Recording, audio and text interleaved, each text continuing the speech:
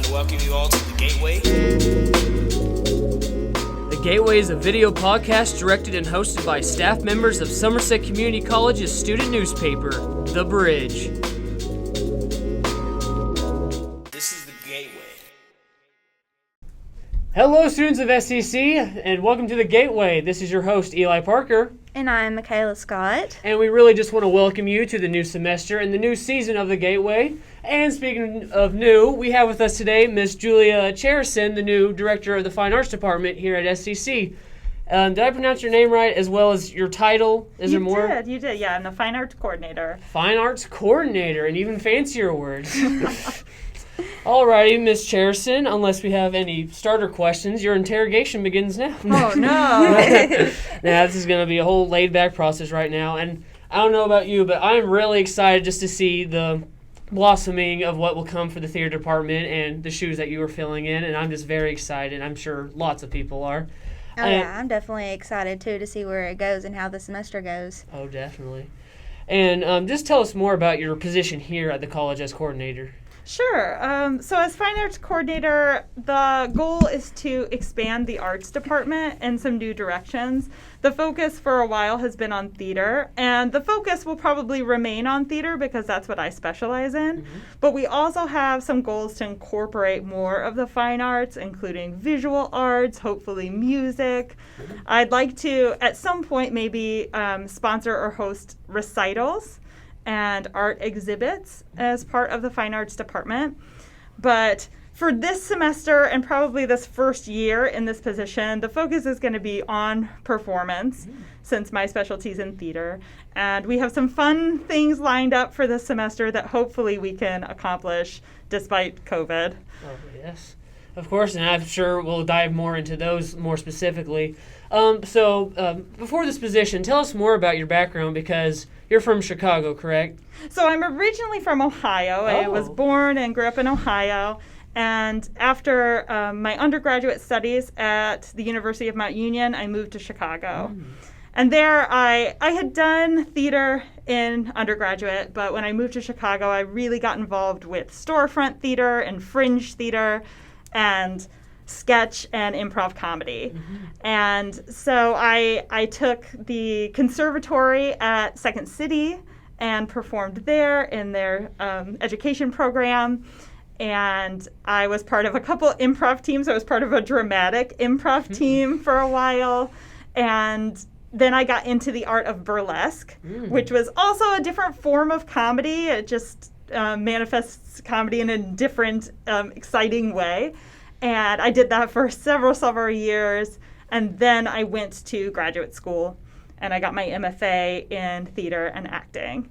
And then after that, I went to New York. And then from New York, I came here. To say, how the heck did you end up in New York to Somerset, Kentucky? Well, part of it was a pandemic, right? Part of it, like, the world changed on us. And when I moved to New York, I moved there sort of because that was the path that was laid before me. When I was in graduate school, it was kind of like, after you get this degree, you go to New York or LA. And New York's closer to my family. It's closer to home. I'd been there several times. So I was like, well, New York is probably more like Chicago. I'll go to New York. And it never felt right for me. I love visiting New York, and there is a beautiful amount of inspiration and motivation to be had in that city, but it never felt like home. And so when the pandemic hit, it really started to unsettle me of going, well, now I'm kind of stuck in this place that doesn't feel like home. And I'm not doing the type of art that I want to be doing. And no one here seems to want to collaborate. They all want to be movie stars, which is exciting and wonderful and more power to them, but that's not how I work as an artist. So then I started to look, well, where is there a space where I can collaborate and do the art that I'm passionate about that feels more like home? Oh, yeah. And so I started to apply for teaching positions because I really missed teaching. And I found Somerset, and Somerset found me, and it was a really wonderful, even during the interview process, I remember thinking, I hope it's this one. Like, I hope this is the one that calls. I hope this is the school where I get an offer. And I had interviewed at some other schools, and they were fine, and some of them I was like, oh, the vibe doesn't feel right here. But in the back of my head, I was always like, well, I hope Somerset calls. Oh, yeah. And so when that call came, it was a fantastic day. Fantastic day. Oh. That's wonderful. You hear that? Dreams can come true. Exactly. That's true.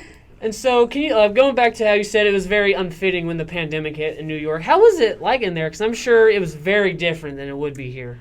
It was. So at the time, I was working at a nonprofit right at Times Square. So every day I was going to like Times Square and going to this office, and that abruptly stopped. It sort of stopped in a couple phases. Like one day we went into the office and they were like, hey, we think we're going to go to some staggered schedule. And then the next day they were like, everybody go home until further notice. And then further notice became a year, right? Mm-hmm. So it was really unsettling. There were some moments of hope and inspiration. In the evenings, I could open my windows at my apartment, and at 7 p.m. every night, we would all bang pots and pans and clap, because that was when the hospital staff was switching out. And so people who had been working all day were coming home, and we were able to cheer for them and thank them for everything they were doing. So that was a really uplifting moment to be a part of that in the city, but also there was a lot of darkness. I remember one day, you couldn't exercise because you couldn't go to the gym anymore. And so I was taking these daily walks because that was the safest exercise to do. And one day I went down by the movie theater, and there were body bags at the movie theater, outside the movie theater. So I stopped walking in that direction. And then, so I was like, I'll pick a new route. And I picked a new route, and it was fine. And then a few days later, I got bored of that route, and I was like, I'll pick a new route. And I went down, and I forgot and turned down towards the hospital, and they had a refrigerated truck.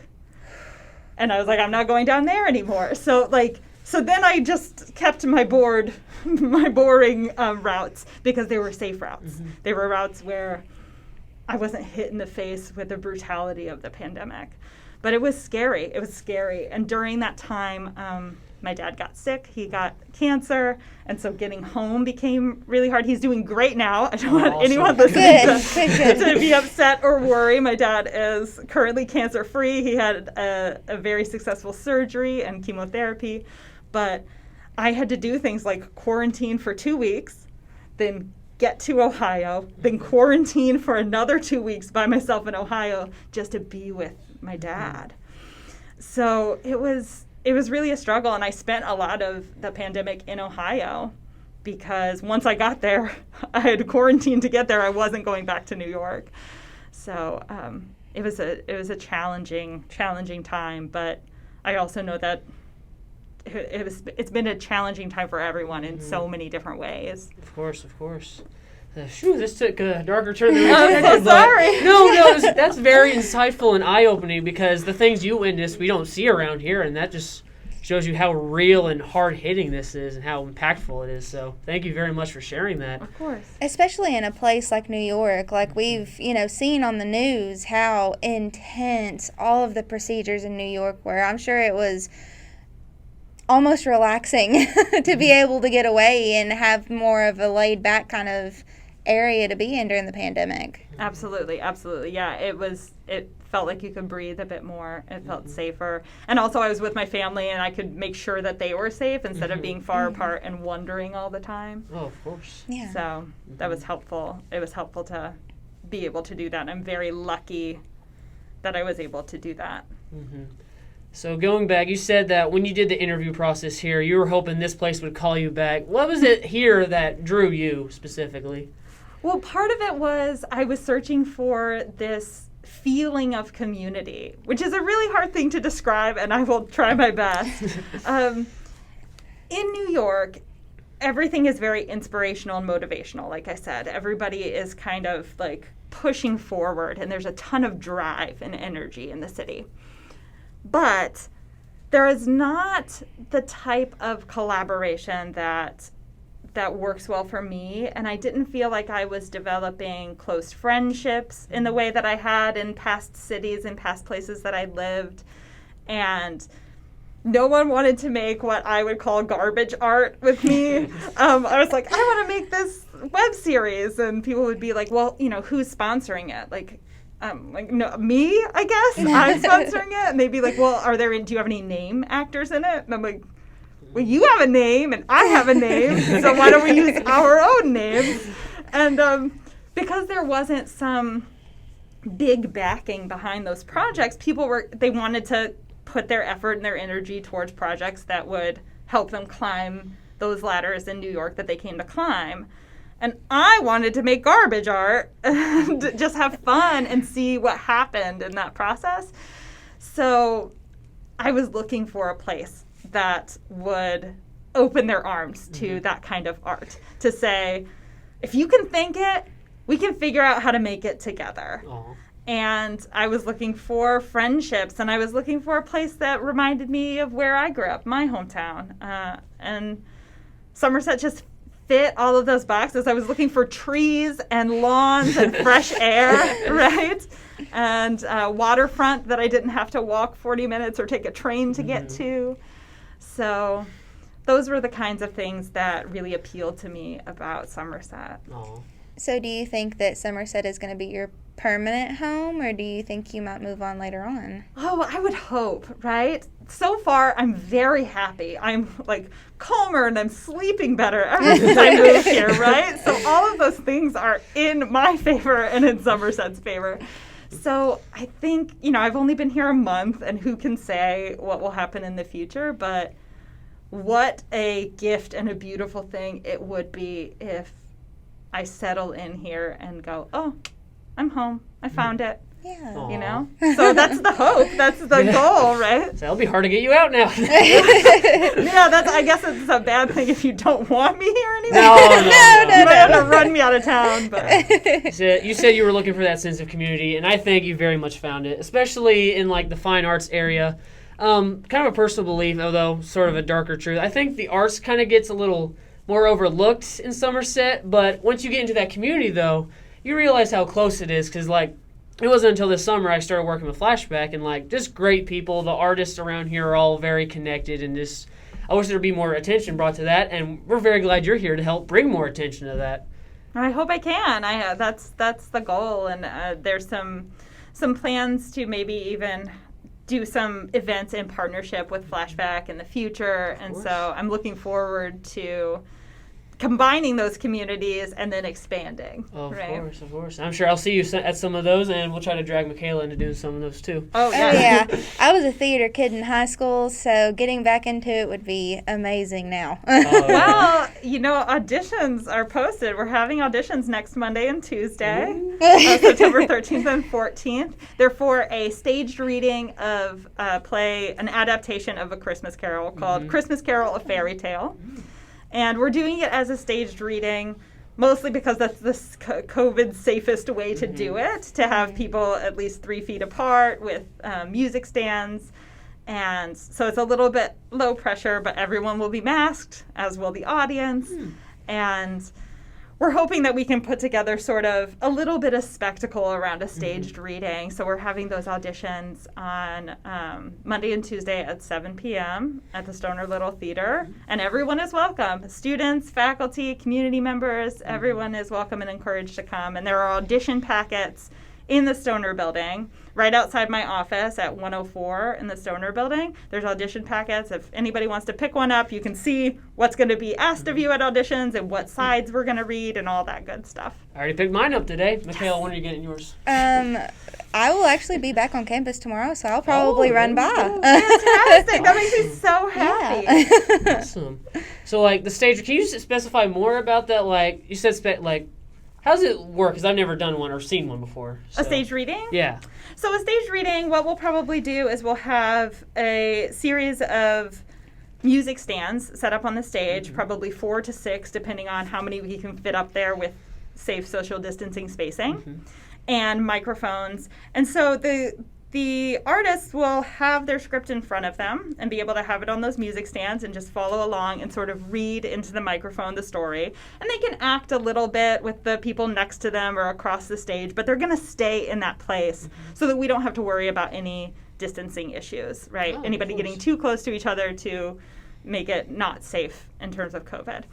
And I'm hoping to build at least a little atmosphere with the set. We won't use the set the way we would in a traditional play, but I'd like to create some atmosphere and probably some sound effects. The play does call for a few puppets, and so I'm toying with the idea right now of whether we build those puppets or whether we just use them as character voices. But that's a director choice I will make in the near future. And then everyone will be masked, and I'm hoping to make some masks that correspond with the characters or the costumes. Just since we don't have a full production to give, there will be some visual elements for the audience to experience. So costumes will still be involved, like the people that are doing the readings, will they still be in costume, or? They will be in some basic costumes because a lot of characters are going to play, or a lot of actors are going to play multiple characters or multiple roles. Okay. So they may be in like basic blacks as their neutral outfit, and then with a couple costume pieces to accent whichever character they are, so they can throw those off and throw on some different ones when they change character. So it's going to depend on how the cast size ends up, because it can be a relatively large cast, or it can be done with as few as 8 actors. So if we have 8 actors, people will be doing lots of characters. If we have more than 8 actors, then some people will stay one character the whole show, and some will change back and forth. So auditions are really going to determine what that looks like. Oh, of course. Okay. And I'm excited to see who shows up. Hopefully everyone. I'm excited to hear about it. It shows that how really adaptive, and we're not going to let this whole thing stand in the way. We're going to adapt to it. So that's really amazing. Well, and speaking of adapting, if the worst case scenario happens, which is that we don't get to do the production live because of COVID, the rise in COVID numbers, I do have an online plan. So ticket holders, whoever buys tickets for the show, will also, if the show gets canceled for any reason, they'll get a link where they can watch the performance. We'll film the performance, and they can watch it for like 48 hours. It'll be available online. Oh, awesome. That's really awesome. So just in case, we got to prepare for the worst and hope for the best. Yeah, and then if all else fails, we got to have a backup for the backup. Got to have a backup for the backup. No, That's I'm, right. I'm very hopeful. I don't know about you all, but I'm very hopeful for this, so that's awesome. And speaking of like upcoming projects with the theater department, the Autumn Shorts Film Festival, can you give us info or updates on that? Or I'm very excited. So to make that event COVID safe, this year we're hoping to do it outside. We've got an inflatable screen and a projector, and it should be a fun event. It's not going to be competitive like it has been in past years, because in a normal year, Steve Kleberg started vetting films as early as January of the year of the festival, and I hadn't been hired in January. So at a month on the job, I'm kind of open to submissions. Submissions actually closed today, but we got a handful of people who sent in some short films, and so I'll be watching those over the next few days and deciding what's going to be shown in the screening. And it won't be a competitive event, but it will be a screening. So people will just get to come and enjoy some, independently made short films together in a safe space. So it's going to be on the lawn between the Mies and the Stoner building. And if there is rain, it will be inside the Mies Auditorium. And if there is rain or there is COVID cancellation, then I will find a way to put it online for card holders as well. oh, of course. Well, let's hope that none of that happens, so we Yes. just have the full big event. I'm also looking forward to that. Yeah, so that will be September 29th. And our start time we're aiming for is 7:30, assuming the sun has started to go down and it's dark enough for us to, start showing some videos. Oh, awesome. Have you seen so far like the range of where these short films have came from yet? Yeah, so we have a couple films from Spain, and the rest are mostly from the U.S. Oh. We're hoping to feature some of Steve Kleberg's work, and I have friends from Pennsylvania and Chicago who have submitted works. Aw. So I'm excited to include their art in the festival. So I think it's going to be really fun. And I do want to encourage people to bring, if you are attending, bring a blanket or some lawn chairs, bring your own seating, because it is in the yard. It is on the lawn, so you'll want to have something comfortable to sit on. Oh, of course, of course. And now the big, most important for that question revolving around that, will there be concessions? We're trying to figure out if we can do that safely now. We're not sure. So we're debating that and sort of pricing out those options. But we want to keep it as COVID safe as possible, so we haven't made a decision on that quite yet. Oh, yeah. And of course, beggars can't be choosers. We at least have the event going on, and that's maybe next year, Each year we can see it evolve the farther we get away from this whole mess of a pandemic. Well, and that's the hope, is that as we come out of this, global trauma, that we start to find different ways to share and grow and expand on things and come together again when it is safe to do so. Of course. Now, going back to when you were saying your experience, can you expand on a few of those, like some of the improv and sketch routines you said? I'm not particularly familiar with them. Are you? I did a little bit of improv at a previous college. We were an improv group, so I did a little bit of that there. But ever since then, I've not. But improv is that's really cool. It's really fun. It's very freeing, and what I did at Second City was improv to sketch. So we would do long form improv. And if you've seen a show like Whose Line Is It Anyway, that's short form improv. We would do long form improv and then use those characters and storylines that we created through the improv to write sketches and then perform those sketches in a show. That's really cool. So it's great. So I remember taking Kleber's class, and a lot of his focused on that. We got to learn a lot of those games. It was super fun. And I wish, do you have plans to do that with the college in the future, if possible? Well, improv is always a part of theater because that's how we open to vulnerability of acting. So those games are always, whether they're meant to be performed as the actual show itself, or they're meant to warm up the actors and get everybody's, brains working and warmed up and ready to create. It's always a part of theater. So I'm definitely going to use those games and those tools as a way to inspire actors and to create new content. And then who knows what that could grow into. Maybe students develop their own improv group, or we develop a small improv group and try out some shows and see how the community responds. Oh, yeah. There's a lot of opportunity there. Yeah. Do you think possibly, this just throwing it out in the air, that there could be a little improv thing before the stage reading thing, or? Oh, well, probably not for this this semester, just because improv, you're following your instincts, right? So if people's instincts are that their characters hug, I can't allow that right now in the world that we live in. And I don't want to discourage actors from following their instincts. So I would rather wait until those tools are safer to use and then implement them in a safe way. Of course. And once again, going back to your experience, burlesque, just to touch up more on that, because I remember being with Mr. Harris and talking to you more about that. It's not something really common around here. Can you expound more upon what that is exactly? So burlesque is an old form of vaudeville cabaret. It's a style of dance which incorporates striptease and often comedy. And I tend to lean more on the comedy side, but I love the striptease side. It's fun and it's exciting and it's very crowd-pleasing. I was a part of a traditional burlesque company in Chicago, 2 traditional burlesque companies, Kiss Kiss Cabaret and Original Tease. And then I was also a part of a series of plays put on by a theater called Gorilla Tango Theater. And they were plays. They were fully scripted parodies, but also incorporating burlesque. So there are these comedy shows, and they were styled around things like Star Trek and Indiana Jones. And from that company grew its own performance company called Plan 9 Burlesque, which is a nerdlesque company. And that's taking nerd pop culture and combining it with burlesque. So I was a member of that company for several years and still have guest appearances when they have shows, and hopefully we'll get to work with them post-pandemic again. Oh, definitely. It's something that I've really missed, and a community that I didn't have in New York, that I only had in Chicago, and very luckily still have in Chicago, but I look forward to getting back into the groove of that art, because it is really freeing and really beautiful and really funny. Oh, that does sound real hilarious. But when I do all that, I get kicked out of the Somerset Mall.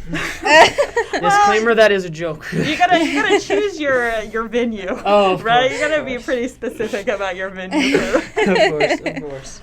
Now, thinking post-pandemic, when this is all said and done, and not saying that's going to happen anytime soon, what are your overall big plans and ideas for the theater department here? Well, I'm excited to do full productions, right? I'm excited for when it's safe that we can do fully produced shows. And I have a list of shows that I am just chomping at the bit to produce. One of which is a show by Qui Quinn called She Kills Monsters, which is about a woman trying to come to terms with the death of her sister by playing Dungeons and Dragons. Oh. And so it's a really exciting, dark comedy. It's written by an Asian playwright. It explores themes of loss and comedy and queerness. And I think it's just a beautiful, fun play that could be really exciting for the community.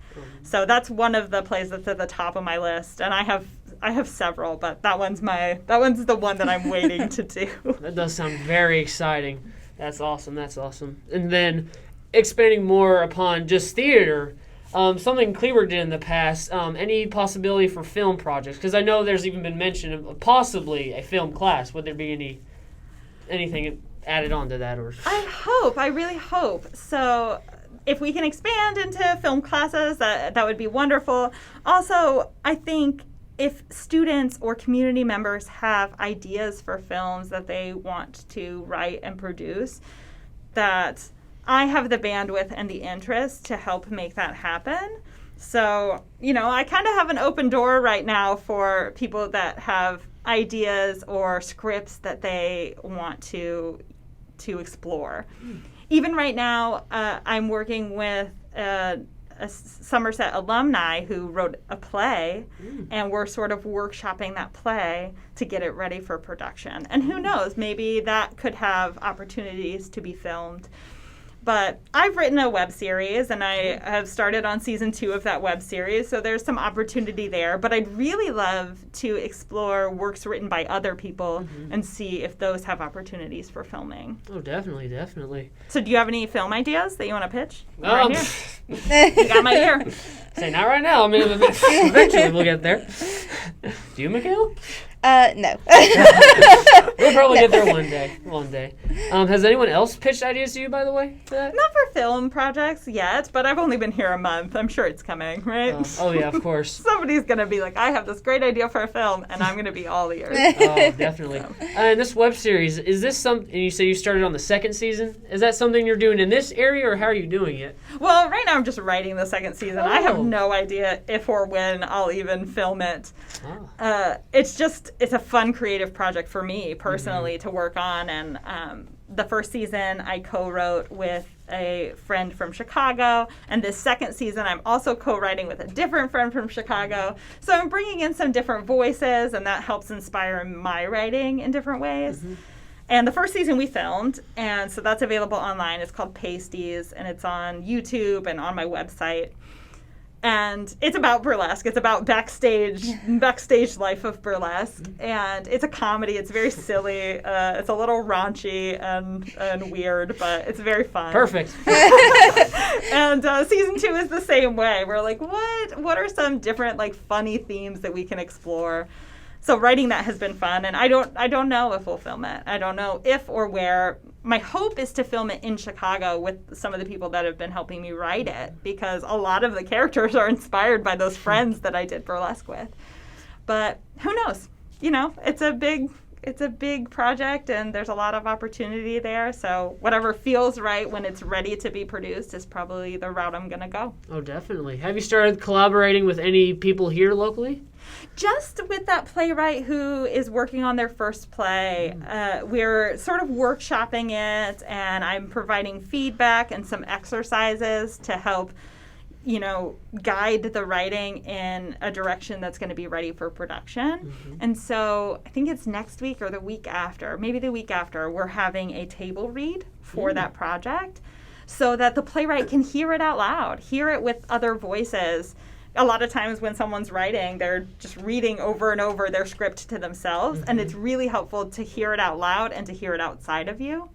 So that's one of the projects that I'm helping develop right now, and who knows who's going to come and bring more to the table. Oh, definitely. You'll definitely find a lot of people urging to collaborate around here, especially from Flashback. Oh, good. A lot of many creative, talented people around here, I can assure you that. Wonderful. And you had mentioned before about trying to expand the fine arts here at SEC and in the community. And you mentioned visual arts and setting up like exhibitions for local artists and everything. So do you think that that could carry over into some classes here at SEC? Because I know some people are interested in like a pottery class and like sculpting and stuff like that. And we don't really have a whole lot of that here in Somerset. Yeah, I maybe. So what I would love is to meet community members who specialize in visual arts and maybe have some experience in that maybe we could bring them in to do workshops or to participate in some of the events that the campus has, like the International Festival and the Arnaud Conference, as opportunities for them to teach what they know about visual arts. As a person with a background in theater, I don't have a strong background in visual arts other than what I have sought out on my own personally. So I think I would lend that to the expertise of someone who knows more about that field. But I would like to feature artists in the East Gallery of the Stoner Building. We have space to feature different types of artwork, be that small statues, paintings, maybe some mixed media art. And I'm sure there are several members of the community who specialize and create different types of art that we could feature. So that's where I'm going to start, is seeking out those members of the community. And then it's going to be a question of how involved they want to be and how much they are willing to give of themselves and of their art. Oh, that sounds wonderful. Yeah, it does. Yeah. And heck, when I was working at the John Sherman Cooper Community Arts Center, I have a whole list of artist contact info I can send you. And it's like a whole array of people and stuff around here. Perfect. I like meeting people. There you go. You'll meet a lot of people then. So I would say that about wraps this up for the first episode. Maybe 2 episodes. I don't know. It depends on the runtime. But it's been very fun having you today, Miss Julia Chereson. Thank you for having me. Sorry if I talked too much. No, talk as much as you want. Perfect amount. Oh, great, good. Well, thank you for having me. I really appreciate it. Thank you for being here today. Thank you for joining us. For more information on SEC student newspaper, The Bridge, or the Gateway Video Podcast, email us at secthebridge@yahoo.com or contact one of the course advisors. This is the Gateway, signing out. Hello there, Somersetters. This is the Gateway. I'm Eli Parker, the Assistant Editing Manager. And I am Michaela Scott. And today we'll be interviewing Mr. Jeffrey Harris. Hi. Jeff, say a few words. Let's see how that picks up. Okay. Well, I'm happy to be here. The stories you've heard about me are not true. I want to set the record straight. I'll finally clean up my name and